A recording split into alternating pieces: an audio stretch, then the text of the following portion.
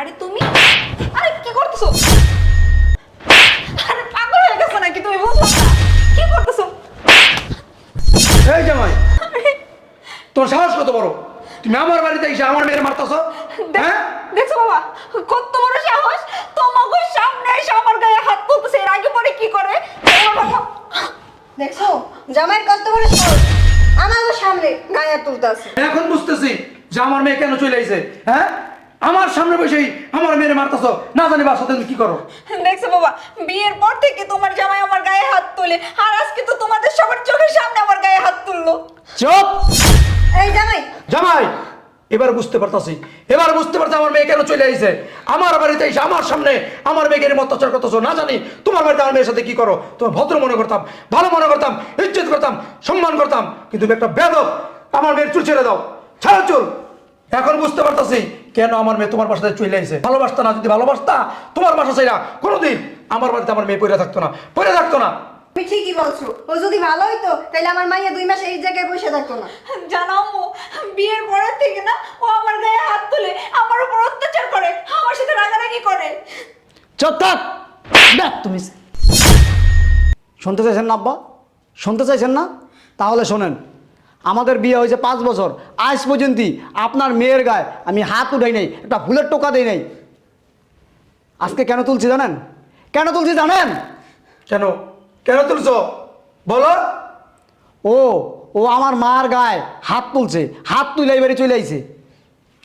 কি? কি বলো তুমি?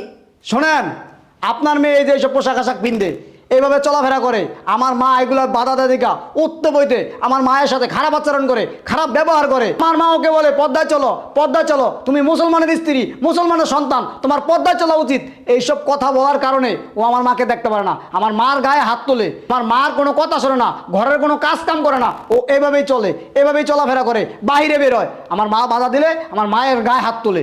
এই কারণে আমি আপনার মেয়েকে নিতে আসি নাই, এই কারণেই আমি আপনাদের সামনে ওর গায়ে হাত তুলতে বাধ্য হয়েছি। যা করছি একদম বেশ করছি, ভালো কাজ করছি।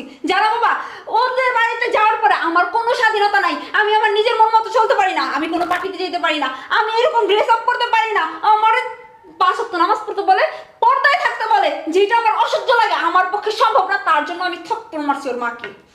থাপ্পড় মারছি মাকে? শয়তান জানি কোথাকার। এইখানে আসো, এখানে আসো। বাবা, কি তুমি আমার গায়ে হাত তুললা? কি করবো তোরে? কি করবো? অথচ তুই কি বলতে চাইছিস আমার বাসায় এসে? যে তোর উপর অত্যাচার করে, তোর শাশুড়ি অত্যাচার করে, তোর জামাই অত্যাচার করে, আর তুই এগুলো কি করতেছস? তোর সাহস কত বড়, তুই তোর শাশুড়ির হাত তুলছস? কিরে, তুই তো ওই ওই জায়গার ইজ্জত মারছস, আমার ইজ্জত মেরা দিছস। হ্যাঁ, তুই কি আমার মেয়ে? তুই কি আমার মেয়ে? এই নামাজের কথা, পর্দার কথা কোনো শাশুড়ি যদি বলে, এটা সে অন্যায় করতেছে? সে অন্যায় করতেছে? হ্যাঁ, আমরা মুসলিম না? আমরা মুসলমানের সন্তান না? তুই মুসলমানের সন্তান না? এগুলো কি পড়ছস? এগুলো কি পড়ছস? এগুলো কি পোশাক? এগুলো কি পোশাক? মুসলমানরা এইসব পোশাক পরে মেয়েরা? হ্যাঁ, আবার কি বললো? নাইট ক্লাবে যাস, বন্ধুদের হাতাহাতি পারাপারি করস। কিরে, আল্লাহ পাক পর্দার বিধান কেন করছে? কেন করছে?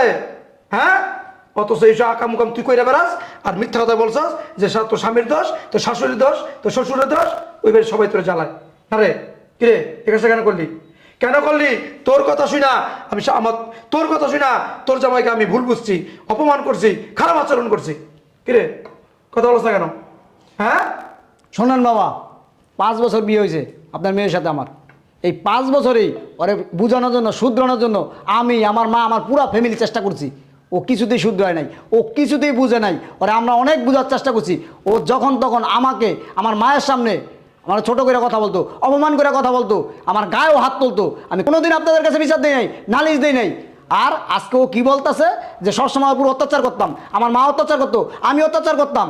হ্যাঁ, অথচ ও প্রতিনিয়ত আমাকে, আমার মাকে অত্যাচার করতো, আমাদের গায়ে হাত তুলতো। আমরা আপনাদের কাছে কোনোদিন বলি নাই, কোনোদিন বিচার দিই নাই। যাক বাবা, যা হয়েছে ভালো হয়েছে, আপনাদেরকে মাফ করে দিন। আপনার বাড়িতে আইসা আপনাদের সামনে আপনার মেয়ের গায়ে হাত তুলছি। আর একটা কথা শোনেন, আপনার মেয়ে যেহেতু এখানে চলে আইছে, ও এখানে থাকুক, আমি আর ওকে নিব না। আমি ওকে তালাক দিয়ে দিব, ওর ডিভোর্স লেটার পাঠিয়ে দিব। আর আমার যদি ভুল হয় আপনি আমাকে মাফ করে দিন। কিরে, স্বামী শুলে হাত তুলোস? হ্যাঁ, মুসলমানের সন্তান হইয়া, মুসলমানের স্ত্রী হইয়া তুই স্বামীর শুলে হাত তুলোস, শাশুড়ি শুলে হাত তুলোস? আমার দুইটা মার, থাপ্পড় দে, জুতো দে, বাড়ি দে।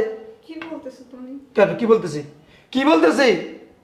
এইসব কথা শোনার আগে মরণ হইল না কেন? মরণ হইল না কেন?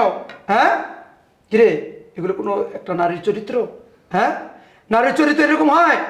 কথা বলছ না কেন? বাবা আমার ভুল হয়ে গেছে, আমি ভুল করে ফেলছি। ভুল করছে, এটা ভুল। স্বামীর শরীরে হাত তোলা, শাশুড়ির শরীরে হাত তোলা, এটা ভুল? এটা ভুল বলে? হ্যাঁ আমি ভুল করে ফেলছি বাবা, আমার মাফ করে দাও। বাবাজি, যেহেতু আমার মেয়ে অন্যায় করে ফেলাইছে, এখন কীভাবে যে কথাটা বলি, যেহেতু ভুলটা বুঝতে পারছো, তুমি ওরা ক্ষমা করে দাও। শোনেন বাবা, আচ্ছা তুমি একটা কথা বলো, তুমি যে তোমার বাবা মার কাছে আইসা বলছো যে আমি আমার মা তোমার পুরো অত্যাচার করতাম, হাত তুলতাম, হ্যাঁ কেন বলছো? বিয়ের 5 বছর হয়েছে, তুমি বলতে পারবা কোনো দিন তোমাকে একটা ভুলের টোকা দিছি? উল্টা তুমি আমাদের পুরো অত্যাচার করছো, নির্যাতন করছো, আমরা সহ্য করছি, আমরা তোমার বোঝানোর চেষ্টা করছি, তুমি আমাদের কথা শোনো নাই। আর তুমি এখানে এসে কি বলছো যে তোমার পুরো আমরা অত্যাচার করছি, আমার ফ্যামিলি অত্যাচার করেছে? হ্যাঁ কেন এই মিশা কথা বলছো তুমি? আসলে সরি, আমি রিয়েলি সরি, আমার মাফ করে দাও প্লিজ, আমার অনেক বড় ভুল হয়ে গেছে। দেখো জামাই, ওরই আমরা ক্ষমা চাইতেছি, তুমি ওর মাফ করে দাও। আর শোন, আর দুইটা কথা বলি। তুই মুসলমান, মুসলমানের সন্তান, কবরে যেতে হবে, মরা লাগবে, এই যে পোশাক আশাক, এই কথাই তো বলতো, এই ভালো কথা বলতো। হ্যাঁ, তোকে জাহান্নামে আগুন থেকে বাঁচানোর চেষ্টা করতো, আর তুই এটা উল্টা কি করতি? হ্যাঁ, খারাপ মনে করতি। সরি বাবা। শোনান বাবা, আমি ডিসিশন নিয়ে আইছিলাম যে আপনার মেয়েরে যেহেতু চলে গেছে, আমি আর আমার ঘরে ফিরিয়ে নিব না, আমি আর ওরা নিব না। আপনাদের কথায় আমি ওর একটা সুযোগ দিলাম, যদি ও আজকের থেকে এইসব প্যান্ট গেঞ্জি এগুলা পরিধান যদি ছাড়তে পারে, যদি বোরখা পড়তে পারে, 5 ওয়াক্ত নামাজ পড়তে পারে, যদি একজন মুসলমানের স্ত্রী হিসাবে চলাফেরা করতে পারে, মুসলমানের সন্তান হিসাবে চলাফেরা করতে পারে, তাহলে ওর আমি নিয়ে সংসার করব। রে জামাই কি বলে? ঠিক আছে, তোমরা যেভাবে বলবো আমি সেইভাবেই চলবো, আমি আর এইসব করবো না। আটা কথা বলে দে, এখন যাইতেছস, শাশুড়ি কাছে গিয়ে মাপ চাবি। আর দ্বিতীয়বার যদি কখনো আমার বাসায় আসস, স্বামীকে নিয়ে আসবি, শাশুড়ি নিয়ে আসবি, কোনো দিন একা আমার হয়তো পাও রাখবি না, বুঝতে পারছস? আর যে কোনো সময় আসস, তাই মনে করবো আমার কোনো সন্তান নাই, আমার কোনো মেয়ে নাই। ঠিক আছে বাবা, যা, চলো। চলো যাও বাবা, যাই বাবা। যাও যাও। কত বড় সাহস দেখছো, শাশুড়ি শরীরে হাত তুলছে, স্বামীর শরীরে হাত তুলে আবার আমাদের কাছে মিথ্যা কথা বললো যে ওরা অত্যাচার করে।